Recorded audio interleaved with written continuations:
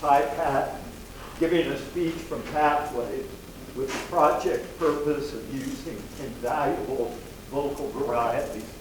I will turn back the hands of time as he attempts the task of sharing the ineffable Toastmaster moments that have crossed the expanse of 44 years, with a speech title borrowed from singer-songwriter Pete Seeger. Please help me welcome ATM Ty Patten inquiring, where have all the young men gone? Thank you. Thank you. Where have all the young men gone? Wow. I've been a member of this club for 44 years. I was one of those young men. At the age of 76, I can look back now and say, where have all of those young men gone? The men that were in this club 44 years ago, stalwart individuals. You have to keep in mind, women were not permitted in Toastmasters International until 1973. So there weren't a lot of women in any of the Toastmasters clubs across the country. Bob Milburn was our first president. How appropriate. He had been a Florida state representative, so he knew the ins and outs of Robert's rules. And I got to tell you, if you think Carmelo can stand up and ridicule us, no. Bob Milburn did it with such poise because he knew the rules.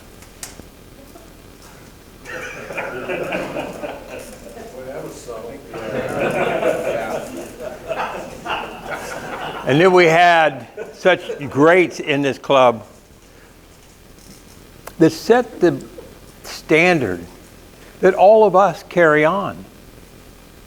This club, I can tell you, it is better today than it's ever been in the 61 years of the club and of the 44 years that I've been involved. It's because of the fact that we do have women in this club. And it was a battle. Ron Clymer, how many of you know that name, Ron Clymer? Ron Clymer was giving a speech the first day that I visited. And by the way, I walked in about 3 minutes late into this room of august individuals that had their master's degrees, their doctorate degrees, they had professional degrees. I didn't even have a college course under my belt. Talk about intimidated. But getting back to Ron Clymer, Ron was up there and he was giving a speech on behalf of women being admitted in the club. And so this went on for a few years, back and forth and back and forth. We had the Carl Riders on one side and the Ron Clymers on the other.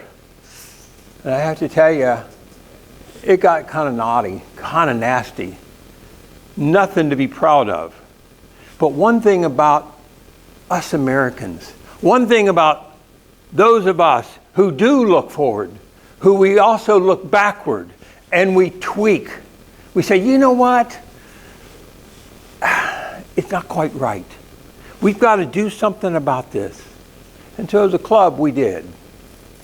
And we went from having 2 women in the club, Kim Glainer and Terry Patten, to having real women in the club.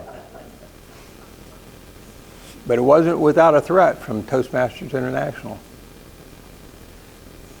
And then we moved on and we actually had the first female president, Jane Bagby. That name ring a bell with anybody?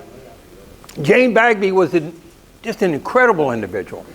And I know that I met her by accident when a group of us had gone to watch success seminars, I guess it was called, where they bring in 8 to 10 speakers to speak for about an hour apiece.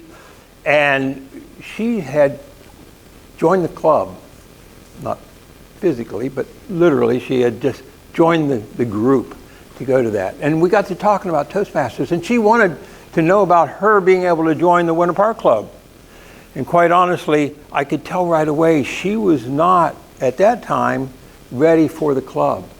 I recommended that she join a smaller club one that wouldn't be quite as intimidating as what you guys are, because you can be very intimidating. The Blake Smiths, the Jordan Kamenkers, the Kim Glaners. I stand up here shaking almost every week. Don't ever compete with Blake Smith when it comes to table topics. You're going to lose. Unless your name happens to be, well, we won't go there. But as it turns out, you know, this club grows because we do stop and think. We do stop and tweak things. And Jane Bagby became the first president of this club because after she'd been in that other smaller club and built some confidence over about a 6-month period, then I encouraged her to come into this club, and I became her mentor. And in spite of me being a mentor to her, she became the president. She became a good speaker, and she actually wrote a book, and it was called Wallflower No More. No, we've had some very, very talented people throughout the years. Jack Abley. Jack Abley was like a dad to me, because early on, when I was elected as the Sergeant at Arms, and my wife and I didn't have 2 nickels to rub together. And we did things at that time where you got elected on a Friday, and the next weekend, the next Sunday, you were actually at an installation banquet. And they were places like Top of the World out at Disney, Maison Jardin. It was awesome. And the club would just make it was a special event. Because it was all male, we wanted to let our spouses and our significant others know just exactly why we got up at 5:30 on a Friday morning to come to this club. Because I can tell you, I can sleep in easily till 7:30, 8 o'clock when I don't have to get up. And so we put on our best and we showed off. Jack Abley, after I was elected to Sergeant at Arms, he made a comment about me going to the banquet. I said, we can't afford it. He said, no, you were elected and you owe it to this club to be there. I just don't think that we can afford it. He said, you're going, so just get ready for it. That was on a Friday. Saturday, the very next day, I had a check in the mail personally from Jack Abley for the cost of that. That's the kind of stalwart, sensible, sensitive, caring people that were in that club then and that are still here today. It's a tradition that this club has that almost anybody who has visited any other club can tell you it's unique to us. Fellow Toastmasters, let's carry on that tradition.